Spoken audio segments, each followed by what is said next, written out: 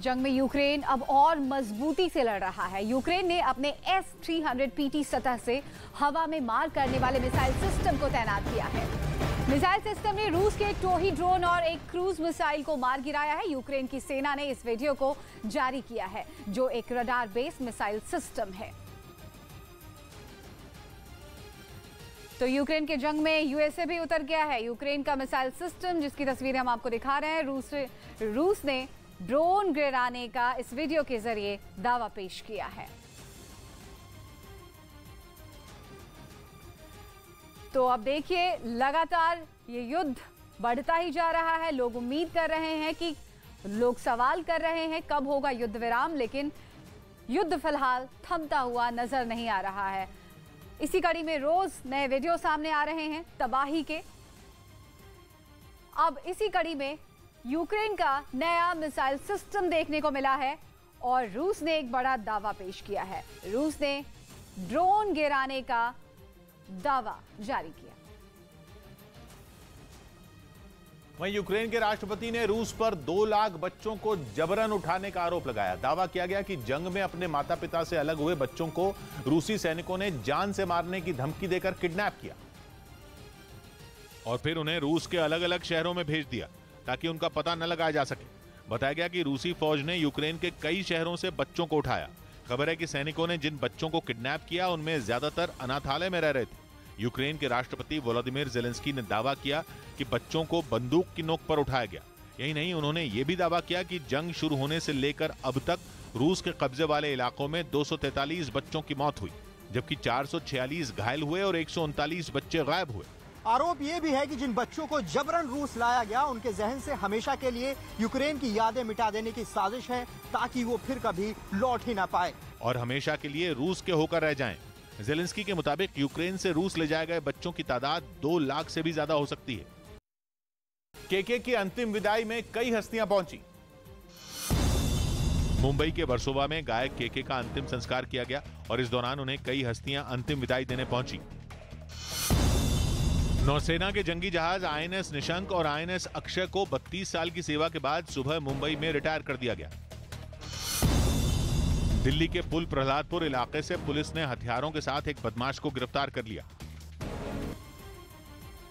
मध्य प्रदेश के रतलाम से बेहद डराने वाला वीडियो सामने आया है, जिसमें एक कार के बोनट से पहले धुआं निकलने लगा और फिर देखते देखते अचानक आग लग गई। इससे पूरे इलाके में अफरा तफरी मच गई, जिसके बाद स्थानीय लोग खुद कार की आग बुझाते नजर आए। घटना रतलाम के न्यू रोड इलाके की है, जब बीच सड़क पर एक काले रंग की कार चलते चलते रुक गई और देखते ही देखते उससे आग की लपटें निकलने लगी।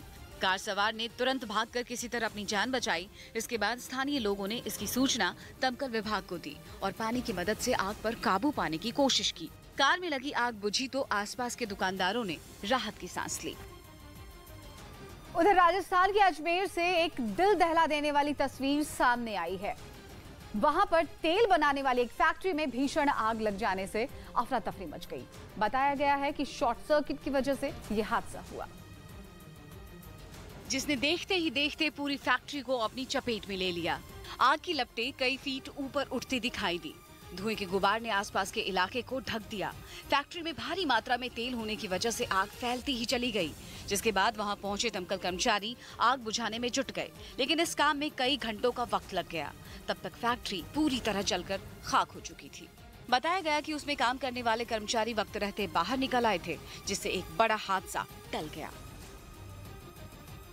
उधर मध्य प्रदेश के बैतूल में तेज रफ्तार कार पेड़ से टकराई, जिसमें कार सवार की जिंदा जलने से मौके पर ही मौत हो गई। बताया गया है कि ये कार महाराष्ट्र से आ रही थी।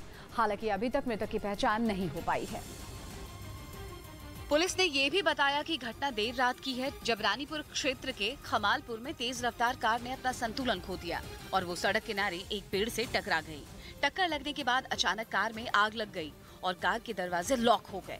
इसकी वजह से कार सवार जख्मी हालत में उसे बाहर नहीं निकल पाया और आग में जिंदा जलने से उसकी मौत हो गई। चूंकि ये जगह रिहायशी इलाके से दूर है, ऐसे वक्त पर मदद भी नहीं पहुंच पाई और युवक की मौके पर ही मौत हो गई।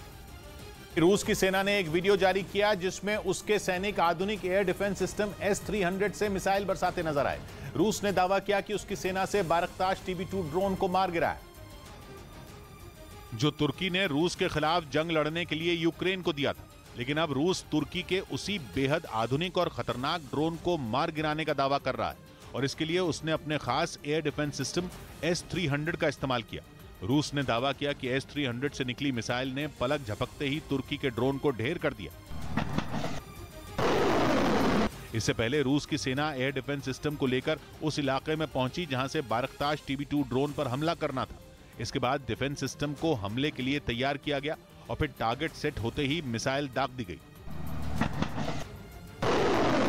और फिर चंद सेकंड में ही रूस के इस ताकतवर हमले में दुनिया का सबसे घातक ड्रोन चारों खाने चित हो गया, जो यूक्रेन के लिए किसी बड़े झटके से कम नहीं, क्योंकि रूस के साथ जंग में तुर्की के इस खतरनाक हथियार को यूक्रेन की सेना के लिए बड़ी मदद के तौर पर देखा गया और ऐसा दावा किया गया कि दुनिया के सबसे आधुनिक और घातक बताए जाने वाले बारकताश TB2 ड्रोन ने जंग में कई बार रूस की सेना के होश उड़ा दिए। ज़ेलेंस्की के सैनिकों ने तुर्की से मिले इस मारक हथियार के दम पर कई बार रूस के सैनिकों के छक्के छुड़ा दिए। लगातार 24 घंटे तक आसमान में उड़ान भर सकने वाला ये ड्रोन इतनी तेजी से अपने दुश्मन पर वार करता है कि उसे संभलने का मौका तक नहीं मिलता। ऐसा दावा किया गया था कि बारकताश TB2 drone air defence system को भी चकमा दे सकता है, लेकिन अब रूस की सेना ने S-300 एयर डिफेंस सिस्टम का इस्तेमाल कर इसे मार गिराया, जो जंग में यूक्रेन के लिए किसी बड़े झटके से कम नहीं। सोनिया गांधी को कोरोना हो गया। सोनिया गांधी की कोरोना रिपोर्ट पॉजिटिव आई और उन्होंने खुद को सबसे अलग कर लिया, लेकिन कांग्रेस ने साफ किया कि वो बुधवार को ईडी के सामने पेश होंगी। 8 तारीख को ईडी के समक्ष अवश्य पेश होंगी। महाराष्ट्र ATS ने जम्मू कश्मीर के किश्तवाड़ से लश्कर-ए-तैयबा के आतंकी आफताब अली को गिरफ्तार कर लिया।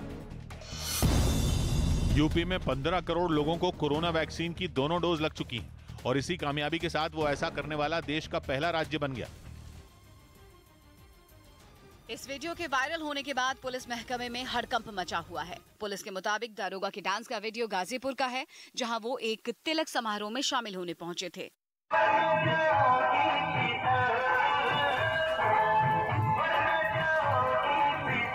बार बालाओं के साथ डांस करने वाले दारोगा की पहचान सांगीपुर थाने में तैनात राजेश यादव के रूप में हुई है। बिना अवकाश लिए तिलक समारोह में शामिल होने वाले दारोगा को फौरन निलंबित कर दिया गया है। दिल्ली के पास यूपी के गाजियाबाद से डरा देने वाली तस्वीर सामने आई है। वहां एक इमारत की 3री मंजिल पर बने रेस्टोरेंट में आग लग गई। बताया गया है कि ये रेस्टोरेंट पिछले कई दिनों से बंद पड़ा था, जिसमें अचानक आग लग जाने से उस इमारत में मौजूद लोग दहशत में आ गए। आग की लपटें उस रेस्टोरेंट की खिड़कियों और दरवाजों से बाहर निकलती दिखी, जिसके बाद उस इमारत को खाली कर लिया गया और दमकल विभाग को इसकी खबर दी गई। बाद में दमकल कर्मचारियों ने वहां पहुंचकर आग को फैलने से रोक दिया। आग को फैलने से रोकते हुए पूरी तरह बुझा दिया, किसी तरह कोई जानहानि नहीं होने पाई। हालांकि इस बात का पता नहीं चल पाया है कि ये आग किस वजह से लगी थी।